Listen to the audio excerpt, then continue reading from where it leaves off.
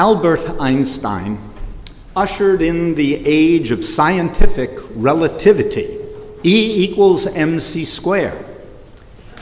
Energy equals mass times the speed of light in a vacuum squared. That's what it means. Now, beyond stating that formula, I have no idea what that really means. I'm not a mathematician. I'm not a scientist. As a matter of fact, as my father of blessed memory, an accountant, once said to me, "Michael, if you had to make an honest living, you'd starve to death." But I do have some familiarity with another kind of relativity, the concept of moral relativity. We read in the Torah this week about Noah. We read, Ele toldot Noach. Noach ish tzadik, tamim haya b'dorotav. This is the history of Noah. Noah was a righteous man. He was blameless in his time. Perhaps you, like the brilliant medieval commentators, sense that there's a moral loophole in those words, isn't there? Did you sense it? Was Noah a completely righteous man? Or was he merely blameless in his time? Was Noah only righteous in comparison with the wicked population of his generation? Now, the concept of moral relativity is not new. We deal with it all the time, just as every individual in every generation has dealt with it. Is it wrong to kill? If it is wrong to kill, should you allow yourself to be killed rather than to risk killing the person who's trying to kill you? If life is holy, should we allow a physician to aid a person who is in the end stage of life, racked with pain and suffering, with no prospect of surcease, to help that patient die a dignified, humane act of mercy?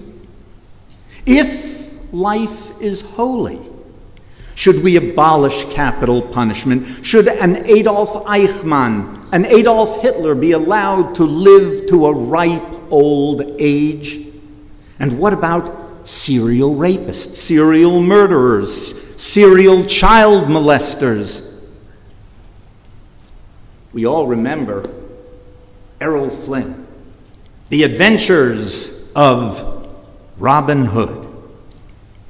In this age, when the uber-rich in the financial world have shattered the lives of so many of modest means, do we long for a modern Robin Hood who would steal from the rich to give to the poor? If we recognize the myriad possibilities for abuse, should we vote or not vote to allow the sale of medical marijuana to those patients who can truly benefit from it?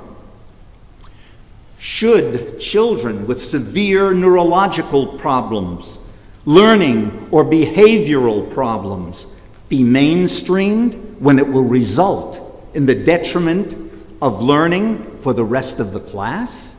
Or should we think, should families who already suffer because of the circumstances of their special needs children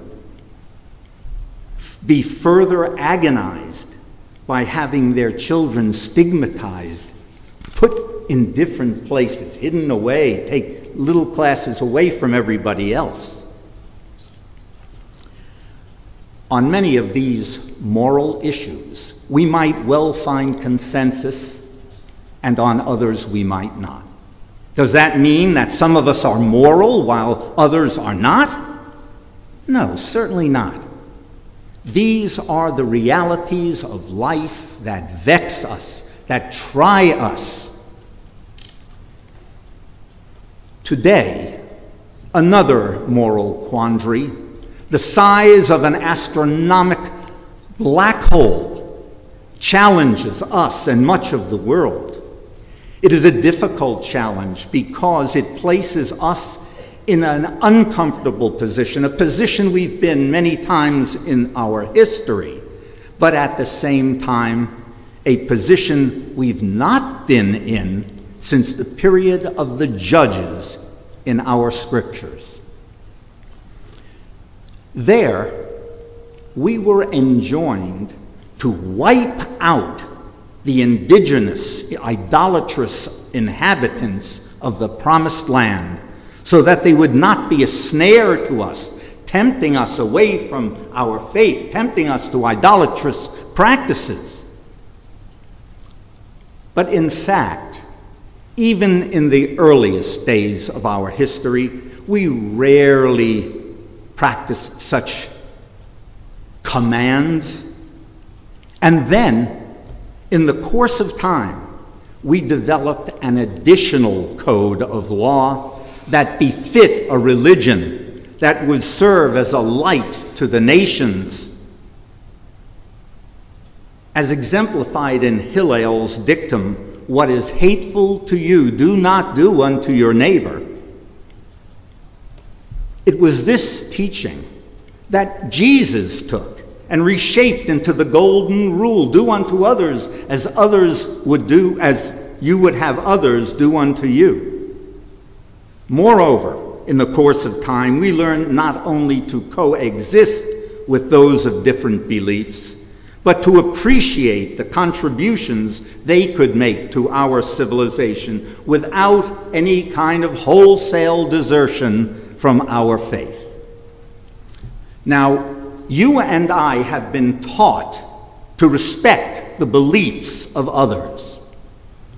As liberal Jews, we have been taught that while you may believe that your beliefs are right and true, we also believe that others may find truths in other paths as they travel life's path.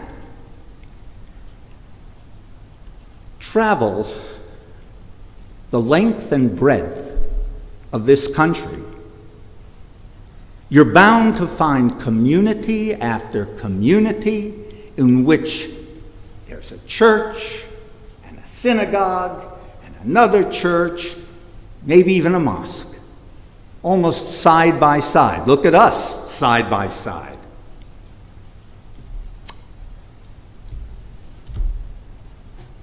There are communities of different faiths, different beliefs, that love and respect one another.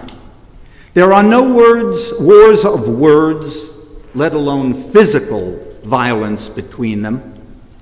More than just a live and let live ideology, we have an ideology of respect for those with different beliefs. But what happens to that ideology, that sense of moral respect and friendship with others, when we run into something like the immoral buzzsaw of terrorist, jihadist Islam?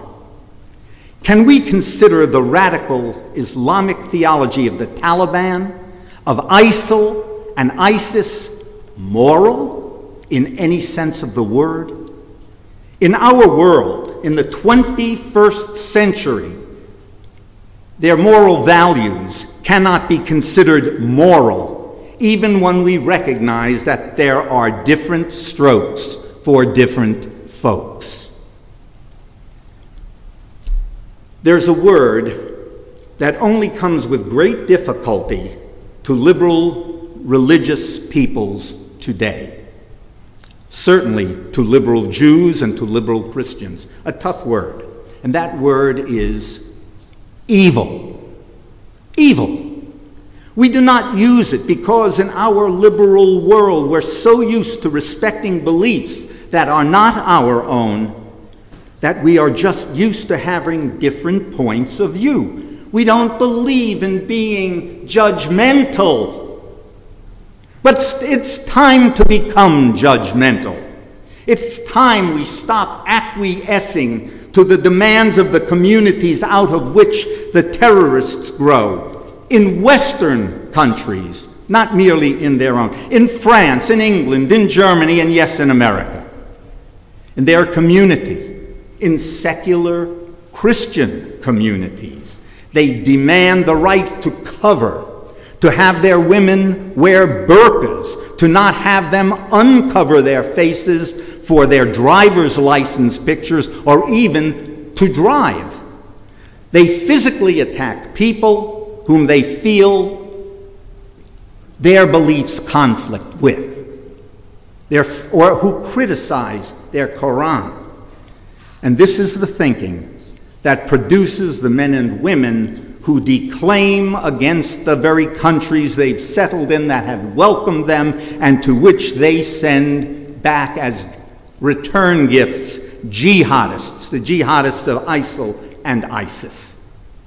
That is the face of evil in the world today, our world today, and we need to know it, we need to name it, we need to fight it, we need to stop the acquiescence to evil.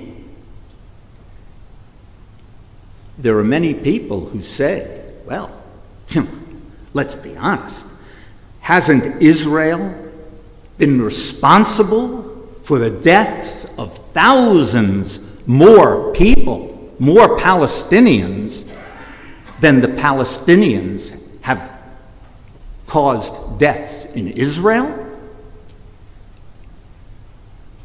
That's what we call the doctrine of moral equivalency. And it is an immoral doctrine. If one can find some little element of wrongdoing on the part of one party, suddenly it justifies a whole host of wrongs on the part of the first party. It too is an example of moral relativism that poisons rational thinking and rational discourse. When I see on television or on YouTube the beheadings, I actually looked and found one. When I see these things and the mass shootings into graves, where, I mean, it flashes of the Nazis, it reminds me of the exact same thing. All the horrors by true believers shouting, Allahu Akbar, I must either change my view that true belief brings about moral behavior, or to brand one of the world's great religions evil, and the corollary, that the believers acting in accord with their obligations, what they feel to be their obligations to do evil, are also evil. In a second-day Rosh Hashanah sermon, Rabbi Shalom Lewis made a very important observation. He pointed out that there are more than 1 billion Muslims in the world. And he agreed that probably 95% of them are peace-loving. But then he pointed out that little 5% equals 50 million angry enemies. That number is awesome, 50 million. What Western nation, what coalition of Western nations can put together such an army? But then he went on to say that he's more concerned with the 95% of peaceful Muslims who are quiescent, who do not speak out against the monsters of Islam, but certainly they mean us no harm. Now, to be fair, there are notable exceptions. The world's largest Muslim nation, you know what it is? Indonesia, that's right. Indonesia has forbidden any kind of ISIS, ISIL, jihad, Taliban organizing, or fundraising. It's a lot of people. A small group of young Muslims in London, still small, but still it's there, have organized, these young people have organized a protest campaign called "Not in My Name," in which they state why the jihadists do not speak for them. They decry the cruelty, the intolerance, and the hate-mongering. In the United States, the Council on American-Islamic Relations and the Islamic Society of America, two of the country's largest Muslim organizations, have issued repeated condemnations of terrorism and of ISIS and Al-Qaeda especially and specifically. In Iran, you may recall there was a popular revolution against the Iranian Ayatollah-controlled government this popular revolution arose, but it was brutally suppressed. A pity that our government gave them no support. Not only our government, none of the Western countries. Now we can also understand the fear that has been inculcated in Muslims in some of these strife-riven countries. It makes them afraid to speak out. What will happen if the next day, the next week, they manage to take our city? What then if I've spoken out? But until the masses turn out against their oppressors and ours, as the Egyptians did, their silence equals the same thing as consent. World order stands shaken today, shaken by a lack of common sense and a loss of moral compass. As our world careens toward decentralization and destabilization, there are dangerous ramifications for the Jewish people who live in small communities all over the world. We have always benefited. I learned this from my professor of blessed memory, Ellis Rifkin. We have always benefited and prospered in stable societies. That's a rule of history for Jews. Chaos has always brought us statelessness, powerlessness, poverty, and tragedy in a world that lacks a firm moral compass, skating on the thin ice of moral relativism. As we speak with our friends, as we speak with our politicians and our elected leaders, we need to help them all to understand the difference between right and wrong. Not the difference between the relative right and the relative wrong. In order to do that, we all need to. You and I need to refocus on the way we look at life and all the things that go on around us. As it was in the time of Noah, there is still a world of difference between good and evil. Amen.